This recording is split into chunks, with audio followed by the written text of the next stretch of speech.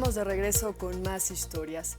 Continuemos con la información de esta jornada histórica para nuestro país. Le doy la bienvenida, por supuesto, esta noche aquí en el estudio a la investigadora del Colegio Mexiquense, Cecilia Cadena Inostroza, y al docente de la Facultad de Ciencias Políticas y Sociales de la Universidad Autónoma del Estado de México, Paul Valdés Cervantes. Muy buenas noches, les agradezco por supuesto el tiempo y el espacio para hablar un poco más sobre este relevo presidencial que hoy pues hemos presenciado de manera histórica, ¿no? Hablar, por supuesto, de este hecho histórico, sin duda también implica un día inédito para nuestro país, pues por primera vez en la historia de México tendremos una mujer presidenta. En este sentido, en su primer discurso en el Congreso de la Unión, da un discurso muy significativo, enfocado exclusivamente, bueno, no exclusivamente, sino muy significativo para las mujeres. Hay que hablar cómo se traduce en políticas públicas en este sentido. Buenas noches. Buenas noches, muchas gracias Aida, gracias por la invitación. Creo que sí es histórico el momento, como dices, porque pues por primera vez en México tenemos a una mujer que ocupa la presidencia y eso es muy simbólico en muchos sentidos. Le ganamos a Estados Unidos incluso, con algún investigador alguna vez decía eso. En México tiene que haber una mujer que ocupe la presidencia y con eso estaríamos adelante de Estados Unidos en algo. Pero me parece que la presidenta en su discurso, al menos en su discurso, no podemos pedirle más porque es mujer. Eso yo creo que hay que tenerlo claro, porque hay hombres y mujeres que tenemos el mismo derecho, no sé, a cometer errores, a tropiezos, etcétera. Pero en este caso creo que la presidenta se ha hecho énfasis en algunos aspectos que nos hacen pensar que su mandato, su periodo de gobierno sí puede ser diferente por el hecho de ser mujer. O sea, no tiene que ser así, pero en este caso sí puede ser así. En la historia tenemos muchos casos de mujeres que han ocupado la presidencia o primeras ministras, como Margaret Thatcher igual, y no por ser mujeres han hecho una diferencia. Angela Merkel sí en Alemania. Y creo que Claudia Sheinbaum sí, de acuerdo a lo que ha dicho, sí puede hacer una diferencia por el hecho de ser mujer, porque trae una agenda de género, trae una visión de cómo el desarrollo es posible solamente si se incorporan las mujeres. Maestro, pasaron 200 años para este hecho histórico, diría la presidenta de México, casi más de 503, y también encuestas revelan que los mexicanos, más del 60%, reciben esta transición con ilusión, con esperanza de sí darle continuidad, pero también de tener otro tipo de cambios. Claro, por supuesto, hay expectativas importantes, positivas, por supuesto, acerca del arribo de Claudia Sheinbaum y efectivamente creo que la agenda de género se va a ver robustecida en este sexenio, seguramente en varios aspectos. Por ejemplo, podríamos ver programas que traten de reducir la brecha salarial a nivel económico, empoderar a las mujeres excluidas del mercado, por ejemplo, las mujeres adultas mayores o las más jóvenes, las famosas nenis, a través de empoderarlas a nivel tecnológico, por ejemplo. La brecha tecnológica es muy importante en esta coyuntura que estamos viviendo en nuestra historia, digamos, de la humanidad. A nivel político, por supuesto, podríamos ver también mayores incentivos para que las mujeres participen en la política activamente. Por ejemplo, en el gobierno federal veremos seguramente, como lo estamos viendo ya en el gabinete, cada vez un mayor número de mujeres en puestos clave, puestos operativos y puestos directivos, y creo que esto se va a transversalizar en toda la administración pública federal, incluso los estados. Por ejemplo, a nivel del aborto podríamos ver también, por ejemplo, quizás una ley a nivel federal. Sabemos que ya en algunos estados existe alentar, por ejemplo, al aborto legal, pero no a nivel federal. Hay algunos estados que todavía no tienen esta coyuntura y creo que en general vamos a ver una agenda feminista todavía más robustecida, con programas cada vez más concretos que faciliten efectivamente el bienestar y el acceso a distintas arenas de la mujer en México. Y esto también es un hecho histórico porque obviamente tenemos la primera presidenta a nivel general en México y también, por supuesto, esto seguramente va a ser de mucho beneficio para las mujeres en general. Otro de los puntos muy importantes que destacó en este discurso del día de hoy es que va a darle continuidad al humanismo mexicano, lo que iniciaría ahora el licenciado López Obrador. Ella quiere darle continuidad al tema de respetar las libertades, el tema de la austeridad, y entonces la pregunta sería si este tema de humanismo mexicano es el mejor modelo de desarrollo en contra del neoliberalismo. Yo comentaba hace un momento aquí con los colegas que en realidad a mí me resulta muy difícil verlo de esa manera, porque el humanismo no es un modelo económico. El modelo neoliberal es un modelo económico de libre mercado, donde los que tienen más son los que pueden sacar provecho, donde pueden producir más, pueden tener más dinero, y los que no tienen las capacidades, pues no lo tienen, que esa es la parte perversa del neoliberalismo, que los que más posibilidades tienen siempre van a ganar más, y los que no tienen se van a quedar atrás, y genera esa polarización. El humanismo, así como lo ha planteado el gobierno anterior y lo plantea Claudia Sheinbaum, para mí es un modelo que, a diferencia de otros gobiernos que hemos tenido en México, en vez de enfocarse en fortalecer el neoliberalismo y entonces la polarización, las diferencias, es decir, centralizar las políticas en mayor inversión, mayor producción, etcétera, aquí como yo lo entiendo, el humanismo se centra más en el bienestar de las personas. ¿Y eso qué quiere decir? Que las políticas primeras del gobierno van a ser para que las personas puedan salir adelante, que no se queden rezagadas como el modelo neoliberal económico lo implicaría.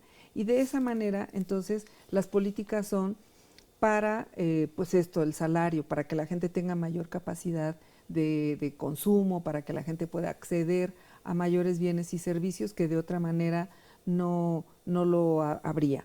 Otro punto importante, me parece, sobre todo de la presidenta Sheinbaum, en el tema de centrar las políticas en el bienestar de las personas, es el capital humano. Y esto quiere decir mejores niveles de educación y de salud, porque efectivamente si hay mejor nivel educativo y hay mejores condiciones de salud, la gente puede desarrollar más capacidades y entonces no quedarse tan atrás en un modelo donde favorece que los que menos capacidades tienen se van rezagando cada vez más. Ok, menos discriminación, más inclusión. Maestro, ¿usted está de acuerdo en este sentido? Mira, sí, coincido. Es una narrativa ideológica que busca beneficiar a los excluidos del mercado. ¿Quiénes son estos? Pues evidentemente los menos favorecidos, por ejemplo, el sector indígena, los pueblos indígenas. De ahí que existe una reivindicación en la narrativa y en el discurso que vimos hoy acerca de la identidad nacional, y eso me parece importante a nivel general porque vivimos en una época a nivel global donde existen realmente pues fronteras muy porosas en muchos sentidos que generan vacíos en la sociedad, y me parece que atender las raíces históricas del país y atender pues básicamente pues, los pueblos indígenas, al respeto por la diversidad pues obviamente étnica, ideológica, es muy importante para la población en general, y creo que estamos resumiendo básicamente que es una reivindicación del bienestar del pueblo, de la mayoría de la sociedad, de los excluidos del mercado, y que tiene fundamentos, me parece que históricos, y hay que decirlo también, me parece que en el legado de López Obrador, en las raíces históricas, por ejemplo, de Juárez, con el Estado liberal, pero también de Lázaro Cárdenas con el estado de bienestar, donde se atendía específicamente ciertas clases populares y sociales para poder generar bienestar, y creo que en ese sentido es positivo esta reivindicación también de las etnias y de la identidad histórica de México. Creo que en ese sentido se refleja mucho aparte también del discurso de la Cuarta Transformación, y enfocado básicamente en este concepto de humanismo mexicano, que efectivamente sí podemos decir, bueno, ¿y eso qué significa? Bueno, creo que concretamente es enfocarse al bienestar de los excluidos del mercado. Ok, maestro, tomemos el tema de los grupos indígenas. Después de la toma de protestas se hace la ceremonia en donde se otorga pues, el bastón de mando, y entonces creo que ahí tenemos que poner atención. ¿Qué se espera, por supuesto, para esta administración en cuanto a los grupos pues, indígenas, ¿no?, de nuestro país? ¿Qué podemos esperar, doctora, maestro? Pues me parece que una focalización de algunas políticas públicas, algunos programas para reducir la brecha que existe, por ejemplo, a nivel tecnológico, Vivimos en una época donde la inteligencia artificial, la automatización, definitivamente se va a llevar muchos empleos que se están generando de forma manual, donde una parte de nuestra sociedad no está, digamos, competente en cuanto a las habilidades tecnológicas, y ahí tiene que haber algún programa específico para reducir esta brecha tecnológica que tiene, pues evidentemente, un reto en este modelo, digamos, económico que definitivamente rige nuestra economía, que es el mercado. Para eso está, me parece que esta narrativa y este enfoque de políticas para atender, me parece, a los excluidos del mercado. Doctora, grupos indígenas, la tarea, el reto para esta administración. Creo que una de los mayores aciertos del gobierno de López Obrador fue esta ley que se firmó o que se decretó apenas el viernes o el lunes, no recuerdo exactamente el día. Incluso la Organización de Naciones Unidas reconoció esto que se hizo, porque al menos, digamos que legalmente, al menos en la norma institucionalmente, se sientan bases muy importantes para los pueblos indígenas y afromexicanos, que es, por ejemplo, que ahora son sujetos de derecho público, que va a ser muy castigado el violentar a los grupos indígenas y afromexicanos. Entonces, es un marco jurídico que por primera vez les da una garantía de sus derechos y de su capacidad de tener personalidad jurídica para defender sus costumbres, su forma de vida y su propiedad también. Pues algo más que deseen agregar ante este hecho histórico. Me parece que tocamos 3 temas fundamentales, pero el espacio es libre, por supuesto, si desean agregar algo ante este hecho que marca precedentes para México y para las mujeres. Y bueno, en el tema político, ni de qué hablar.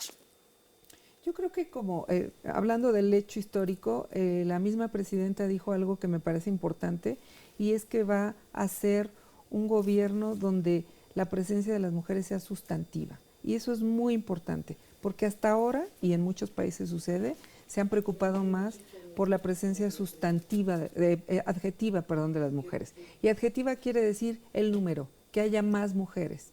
Y la perspectiva sustantiva quiere decir no solo es suficiente que haya más mujeres, sino que las mujeres estemos en puestos donde podamos decidir, donde podamos organizar, donde podamos liderar, donde podamos realmente incidir en la organización política, social y económica de este país. Y me parece que ese es un punto fundamental. La presencia sustantiva de las mujeres. Así es. Sí, me parece que la agenda tiene que ver con la continuidad de la llamada cuarta transformación, enfocarse, por supuesto, en el bienestar de los excluidos, como lo decía, o en el bienestar del pueblo, como se le conoce, y por supuesto la agenda se va a robustecer en el tema de la agenda feminista. Vamos a ver seguramente programas muy específicos en uno de los temas que me parece más importantes atender, que es la violencia contra la población en general y específicamente contra las mujeres, contra los niños. Nos hemos vuelto lamentablemente una sociedad cada vez más violenta y lo hemos normalizado, y eso me parece que no es positivo para todos en general. Tendrá que enfocarse en atender este foco rojo que se ha dejado también y que me parece que es la prioridad número 1 del próximo gobierno de Sheinbaum. Continuar con este mensaje de paz, tanto en mensaje como en hechos. De reconciliación también, por supuesto. Agradezco mucho el espacio y el tiempo de los dos, siempre es muy nutritivo desde la vista de los expertos, y bueno, de esta manera concluimos este pequeño análisis ante este, por supuesto, hecho histórico. Hacemos una pequeña pausa, pero regresamos a Primero Mexiquense TV. Muchas gracias, doctora.